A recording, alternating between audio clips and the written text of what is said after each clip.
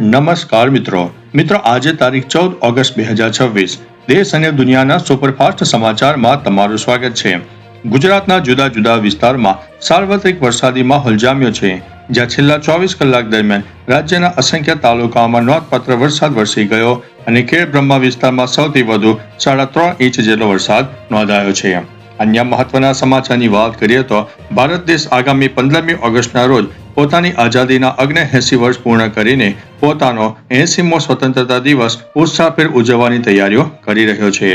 આગળ વધ્યાને વાત કરીએ તો મહારાષ્ટ્રના નાંદેડ ખાતે આવેલા એક ગુરુદ્વારામાં શિરોમણી અકાલી દળના પ્રમુખ સુખબીરસિંહ બાદલ પર હુમલો થયાની ઘટના સામે આવી છે, જેમાં તેમને હાથના ભાગે ઈજા થતા ખાનગી હોસ્પિટલમાં સારવાર માટે દાખલ કરવામાં આવ્યા છે।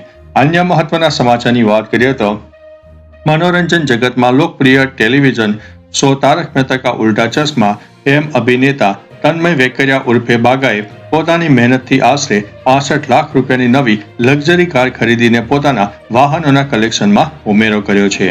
અન્ય મહત્વના સમાચારની વાત કરીએ તો આગામી સમયમાં રજૂ થનારી ગુજરાતી ફિલ્મ અસંભાવનું નવું ટ્રેલર રિલીઝ થઈ ગયું છે, જે એક માણસ અને પ્રાણી વચ્ચેના સાચા પ્રેમ તેમજ ભાવાત્મક સંબંધો ઉપર આધારિત છે। આગળ વધીને વાત કરીએ તો વૈશ્વિક સ્તરે યુએસ અને ઇઝરાયલ તેમજ ઈરાન વચ્ચે ચાલી રહેલા ભૌગોલિક તણાવ અને ક્રૂડ ઓઇલના બજારમાં બદલાતા પ્રવાહો વચ્ચે વૈશ્વિક અર્થતંત્ર પર તેની અસર જોવા મળી રહી છે। અન્ય મહત્વના સમાચારની વાત કરીએ તો ઉત્તર ભારતના કેટલાક પહાડી રાજ્યોમાં ભારે વરસાદના કારણે ભૂસ્ખલનની ઘટનાઓ સામે આવી છે, જેને લઈને પ્રવાસીઓને સાવચેત રહેવા માટે સૂચના આપવામાં આવી છે। અન્ય મહત્વના સમાચારની વાત કરીએ તો હવામાન વિભાગે આગામી દિવસોમાં ગુજરાતના કેટલાક જિલ્લામાં હળવાથી મધ્યમ વરસાદની આગાહી વ્યક્ત કરી છે। આગળ વધીને વાત કરીએ તો પર્યાવરણ સંરક્ષણ માટે કામ કરતી વિવિધ સંસ્થાઓ દ્વારા રાજ્યમાં વૃક્ષારોપણ અભિયાનને વેગ આપવામાં આવી રહ્યો છે અને યુવાનો મોટી સંખ્યામાં જોડાઈ રહ્યા છે। અન્ય મહત્વના સમાચારની વાત કરીએ તો ટેકનોલોજી અને આર્ટિફિશિયલ ઇન્ટેલિજન્સ ક્ષેત્રે થઈ રહેલા નવા સંશોધનને કારણે રોજબરોજની ડિજિટલ સેવા વધુ સરળ બની રહી છે। અન્ય મહત્વના સમાચારની વાત કરીએ તો ભારતીય રેલવે દ્વારા મુસાફરોની વધતી ભીડને ધ્યાનમાં રાખીને તહેવારોની સિઝનમાં વિશેષ ટ્રેનો દોડાવવા અંગેના નવા આયોજનો જાહેર કરવામાં આવ્યા છે। આગળ વધીને વાત કરીએ તો દેશના વિવિધ શહેરોમાં અદ્યતન સિવિલ ઇન્ફ્રાસ્ટ્રક્ચર અને મેટ્રો પ્રોજેક્ટનું કામ નિર્ધારિત સમયપત્રક મુજબ આગળ વધી રહ્યું છે।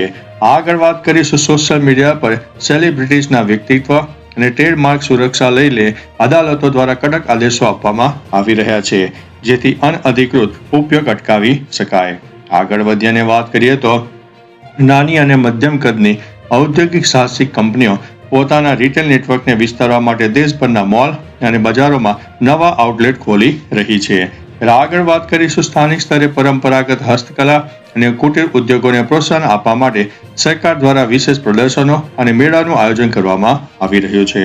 અન્ય મહત્વના સમાચારની વાત કરીએ તો આરોગ્ય ક્ષેત્રે જાગૃતિ લાવવા માટે વિવિધ માધ્યમો દ્વારા લોકોને પૌષ્ટિક આહાર અને યોગ જીવનશૈલી અપનાવવા માટે પ્રેરિત કરવામાં આવી રહ્યા છે।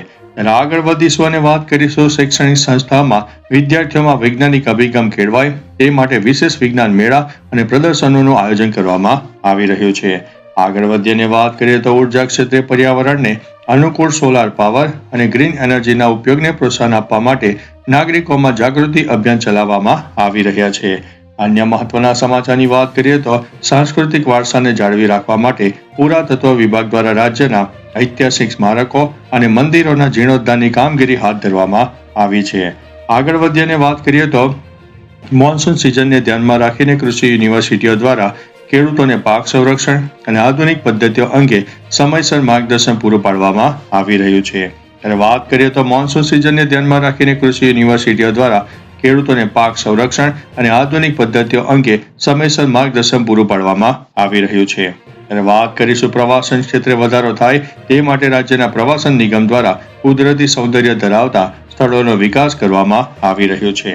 અન્ય મહત્વના સમાચારની વાત કરીએ તો જાહેર સુરક્ષા અને ટ્રાફિક વ્યવસ્થાને સુધારવા માટે મોટા શહેરોમાં સ્માર્ટ કેમેરા અને ઓટોમેટેડ સિગ્નલ સિસ્ટમ વધુ સઘન બનાવવામાં આવી રહી છે।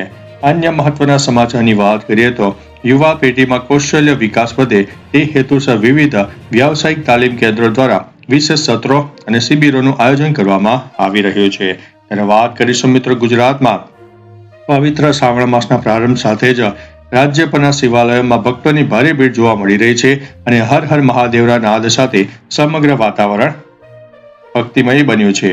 અને વાત કરીશું ભારત દેશ આગામી 15મી ઓગસ્ટના રોજ પોતાની આઝાદીના 79 વર્ષ પૂર્ણ કરીને પોતાનો 80મો સ્વતંત્રતા દિવસ ઉત્સાહભેર ઉજવવાની તૈયારી કરી રહ્યો છે.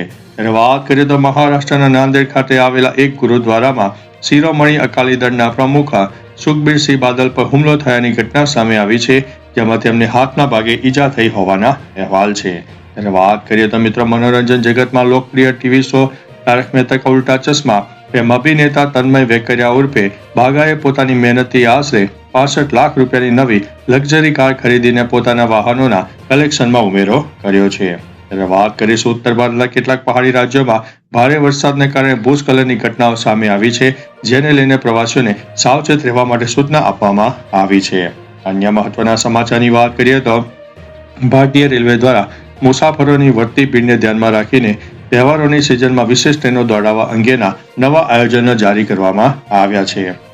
તો મિત્રો, આ હતા દેશ અને દુનિયાના સુપરફાસ્ટ સમાચાર. આપણે ફરીથી આવા નવા સમાચાર લઈને મળતા રહીશું. ત્યાં સુધી અમને રજા આપશો. નમસ્તે.